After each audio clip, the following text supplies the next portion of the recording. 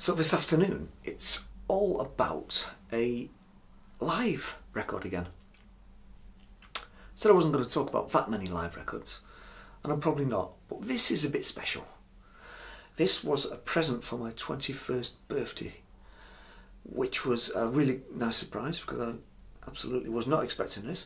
I had every record by the band apart from this one, and the reason I didn't get it is because, to be honest with you, I've never been a huge fan of live albums. I always think they're a bit hit and miss. This has its moments, but it's good. It's a good representation of the band at that time, and of course it is the splendidly packaged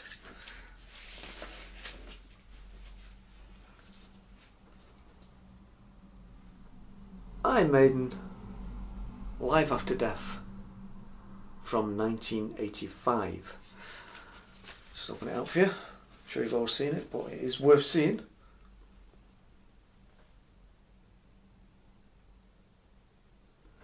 Pretty spectacular on the outside and pretty spectacular on the inside.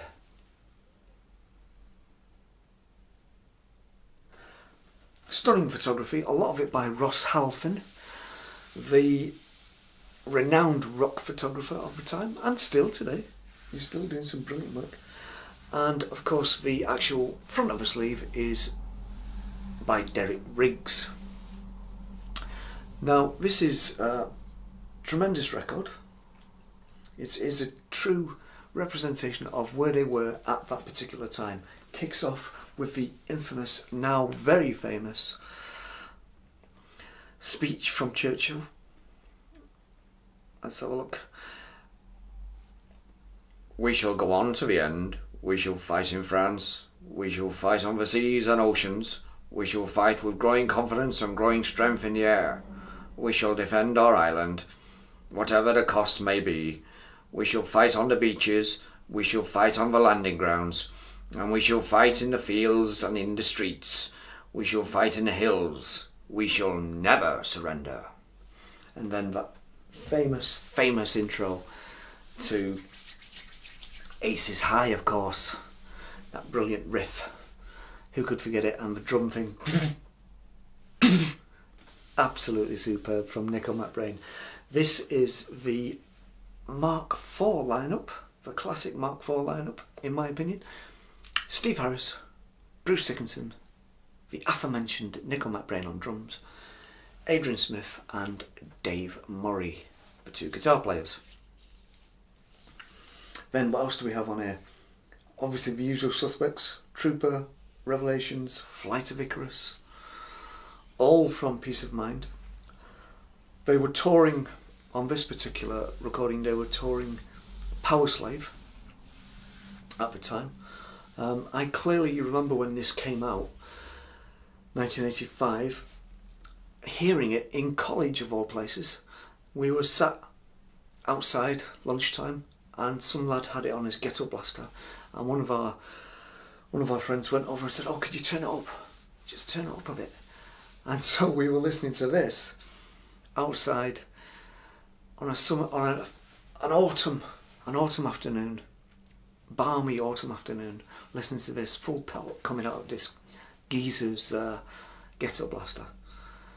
That's what college is about. Anyway, so what else do we have? A brilliant version of Rime of the Ancient Mariner, Powerslave, Number of the Beast, a cracking version of Running Free where Bruce gets the crowd involved. Now most of it was recorded in America. Side 4 on this was recorded in London. I think the American recordings possibly have the edge over the London recordings. But again, to me, it's not the best live album in the world. A lot of people think it is, but it really isn't. It's good. It is good. But it's not something I listen to a hell of a lot. I've also got the DVD of this, and that is well worth a watch if you've not seen it. In fact, personally, I should really see it more often because I've actually heard this more than I've seen and heard the DVD, which is criminal really because, you know, you can't beat the pictures. Such a magnificent stage show.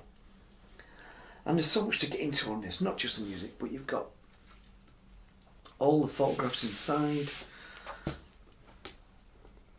On both sleeves, loads of pictures there. Again, probably most of them from Ross Halfin. Got more pictures inside, which I just showed you. Just so much to get into. It's a huge commitment, this, especially nowadays, where people's attention spans are the attention span of a goldfish, because there's 100 minutes of music on this. So it's a huge commitment, but it's well worth it. It's well worth sitting down for that hour and a bit, almost 2 hours, and listening to this, because it really is well worth it. Some of the great versions of some of the great Iron Maiden classics on here. Now, as I touched on before, what did people think of this when it came out? Well, they thought it was superb. They thought it was a brilliant representation of Iron Maiden's exciting energy in a live performance. And I can only agree with that. I still don't think it's the greatest live album of all time, but it has many, many good moments. Many good moments.